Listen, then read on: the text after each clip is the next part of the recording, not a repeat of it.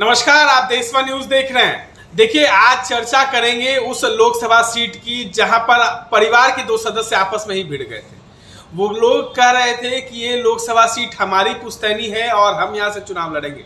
लेकिन चुनाव की घोषणा होने के बाद, उम्मीदवारों की घोषणा होने के बाद इस पर पूर्ण विराम लग गया। जी हाँ, बता दें, हाजीपुर लोकसभा सीट के जो है उस पर चाचा और भतीजा आपस में ही भिड़ गए थे। उन्होंने कहा था पशुपति कुमार पारस की ये हमारी पुश्तैनी सीट है, हम रामविलास पासवान के वारिस हैं और हकदार हम हैं।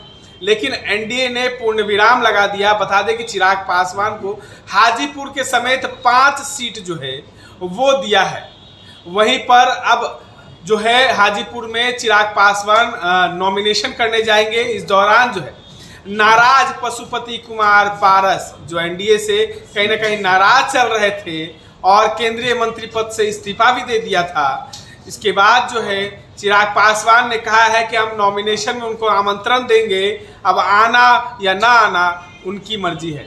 जी हाँ, आपको बता दें, वही चिराग पासवान हाजीपुर से नामकरण करेंगे और वहीं उन्होंने कहा है कि वो अपने नामकरण कार्यक्रम में आने के लिए अपने चाचा पशुपति कुमार पारस को आमंत्रण देंगे।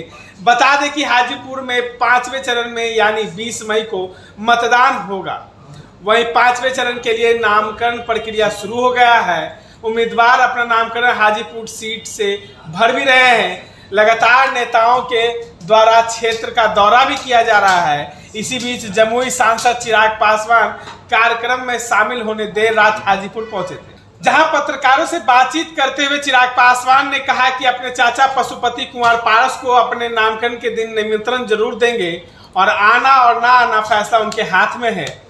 चिराग पासवान ने कहा कि अपने चाचा को हर कार्यक्रम में निमंत्रण देते हैं, लेकिन नहीं आने का फैसला उनका होता है। हम घर में सबसे छोटे हैं और हमारा फर्ज भी है निमंत्रण देने का, फैसला तो उनका और उनको लेना है।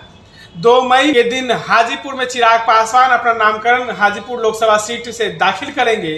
इसके बाद हाजीपुर लोकसभा क्षेत्र में एनडीए के नेताओं के द्वारा भव्य जनसभा को संबोधित किया जाएगा। वहीं चिराग पासवान ने कहा है कि मतगणना के बाद पूरे देश में चौंकाने वाला रिजल्ट सामने आएगा।